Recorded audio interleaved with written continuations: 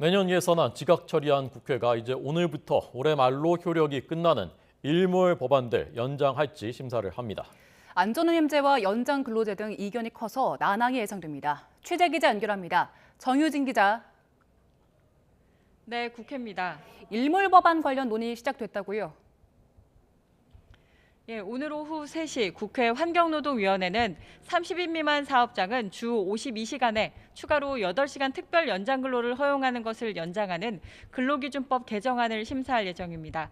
정부와 여당은 2년 연장을 요구하고 있는데 민주당이 어떤 입장을 취할지가 중요 변수입니다.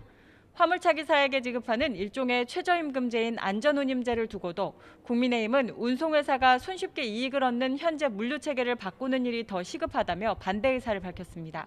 3년 연장을 주장하고 있는 민주당은 옹졸한 행동이라고 비판했는데요. 들어보겠습니다.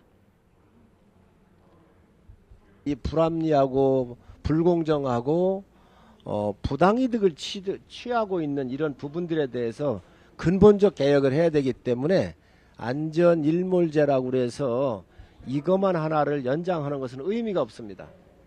그래서 이거 할 생각이 없다는 말씀을 분명히 드리고, 국정이 속국장난도 아니고 본인들이 3번씩이나 당사자들과 국민한테 약속했던 걸 가지고 이제는 화물연대 때려잡았다고 제압했다고 이제 이렇게 말을 바꾸는 게 얼마나 유치합니까? 옹졸합니까?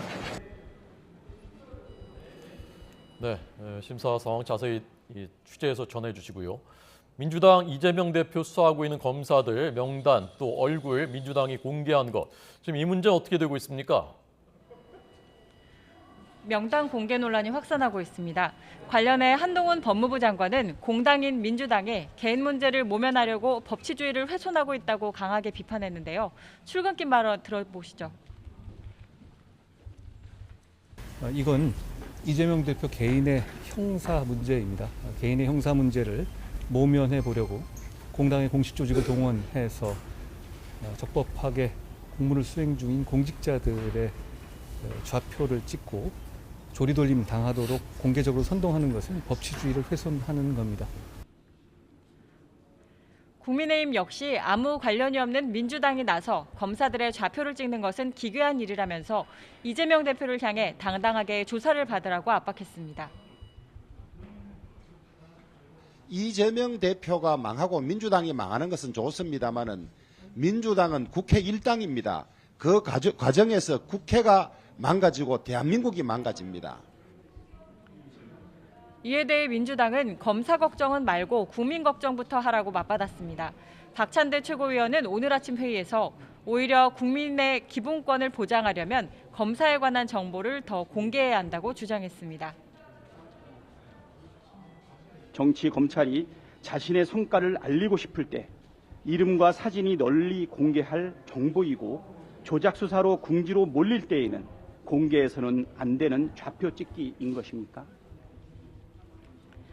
이런 가운데 민주당은 회의를 거쳐 이재명 대표가 검찰 소환에 불응하기로 최종 결정했습니다.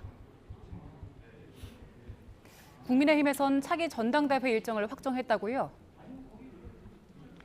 내년 3월 8일 잠실 핸드볼 경기장에서 열기로 했습니다. 정진석 비대위원장은 오늘 아침 회의에서 이런 계획을 밝혔습니다.